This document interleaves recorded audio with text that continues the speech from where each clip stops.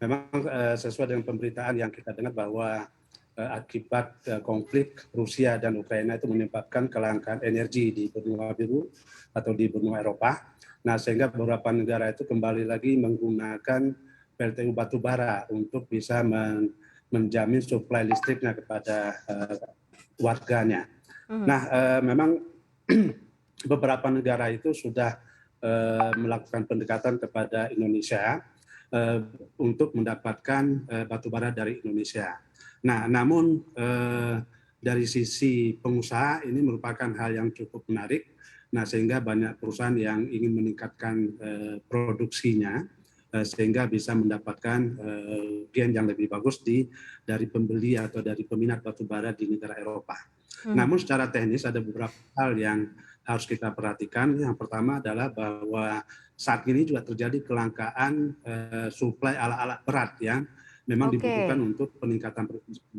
Itu agak sulit kita bisa mendapatkan alat berat dan menurut informasi itu bisa memakan waktu antara 12 sampai 15 bulan baru kita bisa mendapatkan alat berat tersebut. Nah, di yang satu lagi adalah alat angkut yang kebanyakan kita menggunakan tugboat dan tongkang. Nah, ini juga agak sulit kita lakukan. Nah, sehingga ini bisa menjadi penghambat. Nah, kemudian yang kedua adalah bahwa kita juga dipengaruhi oleh iklim tropis atau basah karena hujan.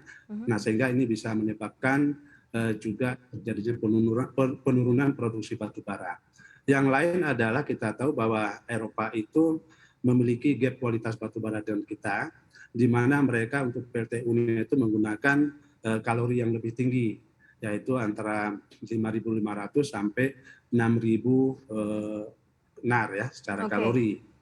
Nah, ini yang bisa sedikit menjadi penghambat dari kita. Nah, secara finansial untuk pengusaha batubara tentu saja dengan peningkatan produksi ini mereka harus menambah investasi dan ini juga belum bisa dikatakan bagus atau positif karena kita tidak tahu kontrak dengan Eropa itu akan berlangsung berapa lama. Nah, untuk pengadaan biasanya satu cycle itu memakan waktu untuk selama 4 sampai 5 tahun. Nah, hal lain adalah bahwa pengusaha batubara di Indonesia ini juga ada beban kewajiban untuk memenuhi kebutuhan DMO. Nah, apabila tidak dipenuhi, ini akan ada denda dan sanksi atau kompensasi yang harus dibayarkan. Nah, sehingga pengusaha batubara Indonesia harus memenuhi DMO di samping untuk ekspor.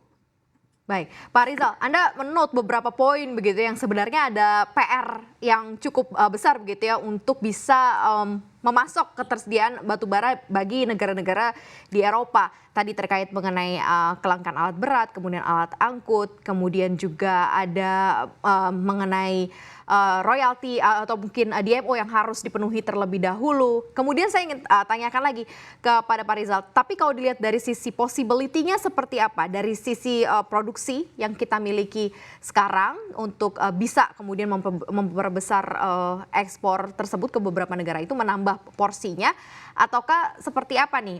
Cukup mampukah begitu Indonesia? Apalagi kan kita tahu kalau misalnya ini di-track sampai Eropa ada cost dan biaya juga yang harus dikeluarkan lebih karena cukup besar begitu. Seperti apa Pak Rizal? Ya, memang dari segi jumlah produksi, pemerintah sudah menambah kuota produksi nasional menjadi 663 juta ton untuk tahun 2022. Nah, dengan DMO sekitar 165 juta ton. Dan sampai dengan tanggal 22 Juni, berdasarkan data MODI, Kementerian SDM, produksi kita itu sudah sekitar 42,7% atau sekitar 283,6%. Nah, mengingat bahwa kendala-kendala yang kita hadapi tersebut, nah saya agak pesimis kita bisa mengambil peluang tersebut secara maksimal, karena yang pertama bahwa kita juga akan bersaing dengan negara-negara lain seperti Afrika Selatan, kemudian Australia, Kolombia dan Amerika Serikat sendiri yang notabene juga merupakan penghasil batubara besar di dunia.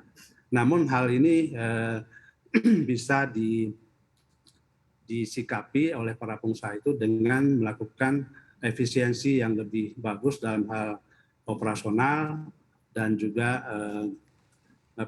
dalam hal menghadapi kendala-kendala di lapangan.